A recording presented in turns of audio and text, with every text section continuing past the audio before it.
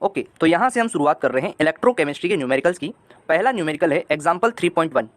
अब जब हम इलेक्ट्रोकेमिस्ट्री के न्यूमेरिकल करते हैं तो कभी कभी लॉग वाली प्रॉब्लम आ जाती है, और अगर लॉग में थोड़ी सी प्रॉब्लम है तो देखिए यहाँ पर मैं जितनी भी वैल्यूज़ लिख रहा हूँ इन वैल्यूज़ को आपको थोड़ा सा मेमोरी में रखना है, ठीक है। Values of log, values of log, इसमें देखिए आपको कौन कौन सी वैल्यू ध्यान रखना है।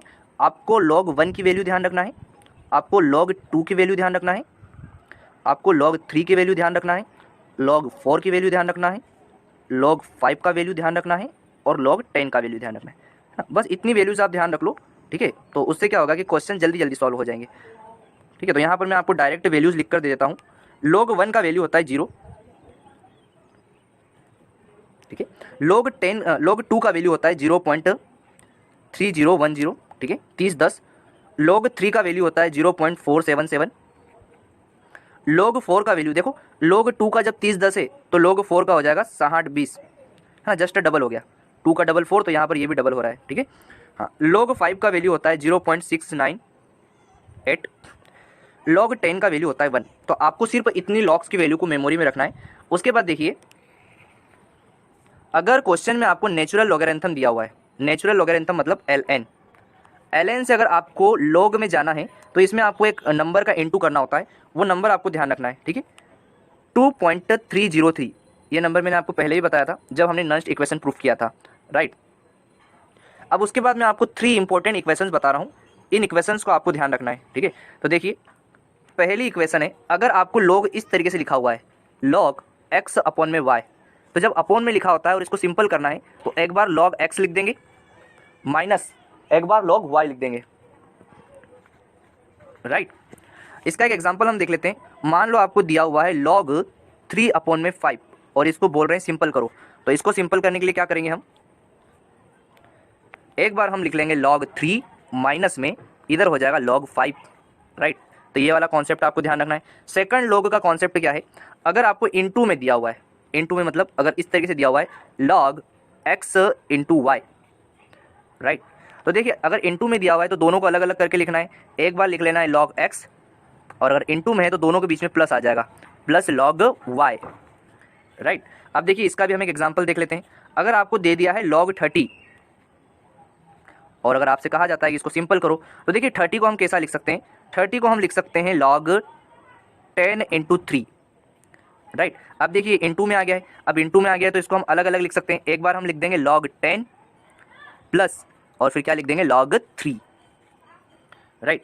अब देखिए, एक लास्ट फॉर्मूला और है log का, उसके बाद हम न्यूमेरिकल्स करना स्टार्ट कर देते हैं, ठीक है। देखिए, अगर आपको ऐसा दे दिया है log x और उसकी पावर में कुछ दे दिया है, ठीक है, n मतलब कुछ भी नंबर है, तो अगर log x की पावर में n है तो जो पावर में होता है ना उसको डायरेक्ट सामने जंप करवा देना है, यहाँ से ये जंप करके यहाँ आ जाता है, ठीक है। देखिए, हम सिंपल करते हैं, क्या होगा जब n आगे आ जाएगा तो क्या हो जाएगा n log x, राइट। इसका भी हम एक एग्जाम्पल देख लेते हैं। अगर आपको क्वेश्चन में दे दिया है log 10 टू द पावर 3, कुछ इस तरीके से आ गया, तो आप क्या करोगे, ये जो 3 है ना इसको डायरेक्ट आगे जंप करा देना है, तो क्या हो जाएगा 3 log 10। और बाय चांस क्वेश्चन करते टाइम ऐसी कंडीशन आ गई है तो log 10 को हम क्या लिख सकते हैं, log 10 को हम लिख सकते हैं 1, तो ये हो जाएगा 3 इंटू में 1 और अपना आंसर कितना हो जाएगा 3। तो यहाँ पर हमने आपको log के कुछ बेसिक्स बताए हैं, ठीक है। इन बेसिक्स का रिवाइज कर लीजिए एक बार, फिर हम चलते हैं हमारे न्यूमेरिकल वाले पार्ट पर, राइट। तो हम शुरू करते हैं एग्जाम्पल 3.1 को। देखिए इसमें क्या क्या गिवन है और आपसे क्या क्या पूछा जा रहा है। रिप्रेजेंट द सेल, आपसे सेल रिप्रेजेंटेशन पूछा जा रहा है। In which following reaction take place, किसके लिए, यहाँ पर जो रिएक्शन दी गई है इसके लिए, ठीक है। तो और आगे क्या दिया हुआ है, calculate its E cell if E naught cell is 3.17। तो यहाँ पर दो क्वेश्चन है, एक बार तो आपसे पूछ रहा है कि सेल रिप्रेजेंटेशन कीजिए और दूसरी बार आपसे ई सेल का वैल्यू पूछ रहा है, ठीक है। तो हम इस क्वेश्चन का पार्ट 1 अभी कर रहे हैं, सेल रिप्रेजेंटेशन,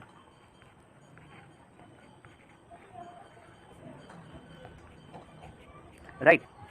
देखिए, सेल रिप्रेजेंटेशन के लिए आपको रिएक्शन लिखना जरूरी होता है। रिएक्शन में देखो क्या क्या दिया हुआ है, अपना जो Mg था इस पर कोई भी चार्ज नहीं है तो इसको अपन क्या बोलेंगे, ये सॉलिड फेज में, राइट। और Mg जा रहा है किसमें, Mg2+ में,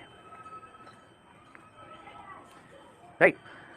अब देखो इस पर चार्ज आ गया तो जो भी चार्ज वाली स्पीसीज होती है वो इक्वस फॉर्म में होती है, ठीक है। आयन, और आयन कब बनेगा, जब उसको हम डिसॉल्व कर देंगे, राइट। अब ये देखो, ये Mg जो है ये किसके साथ रिएक्शन किया, आगे लिखा हुआ है 2Ag+, ठीक है। अब यहाँ पर 1+ नहीं है, इसका इधर इंटू होगा, इट मीन्स ये 2+ ही है, राइट। और यहाँ से हम कहाँ गए, यहाँ से हम गए 2Ag में।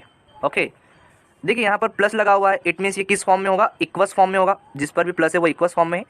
और ये Ag पर कोई भी चार्ज नहीं है, इट मीन्स ये कौन से फॉर्म में, सॉलिड फॉर्म में। अब देखिए सेल रिप्रेजेंटेशन करने के लिए एक छोटा सा कॉन्सेप्ट होता है, ABC कॉन्सेप्ट, ठीक है। इसमें देखो जो लेफ्ट साइड में होता है वो एनोड होता है, बीच में होता है सॉल्ट ब्रिज, ठीक है, और C4 होता है कैथोड, राइट। तो जब भी हम सेल रिप्रेजेंटेशन करते हैं तो एनोड, सॉल्ट ब्रिज और कैथोड इस तरीके से लिखा जाता है,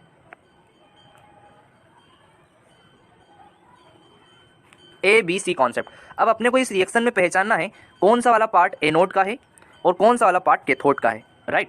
तो यहाँ पर देखिए सबसे पहले हम Mg को पकड़ेंगे, Mg को हमने पकड़ा तो Mg यहाँ से होकर जा रहा है Mg2+ में। तो क्या आप बता सकते हैं, पहले Mg 0 था और अब Mg कितना है, +2 है। इट मीन्स यहाँ पर ऑक्सीडेशन नंबर बढ़ा, ऑक्सीडेशन नंबर बढ़ा, इट मीन्स यहाँ पर क्या हो रहा है, यहाँ पर हो रहा है ऑक्सीडेशन, राइट। और ऑक्सीडेशन कौन सी वाली साइड में होता है, एनोड वाली साइड में, ये ध्यान रखना है। अब अपन दूसरी चीज़ को पकड़ेंगे, अब हमने पकड़ लिया किसको, Ag को। Ag यहाँ से होकर यहाँ जा रहा है, पहले Ag पर कितना चार्ज था, +2 चार्ज था, राइट।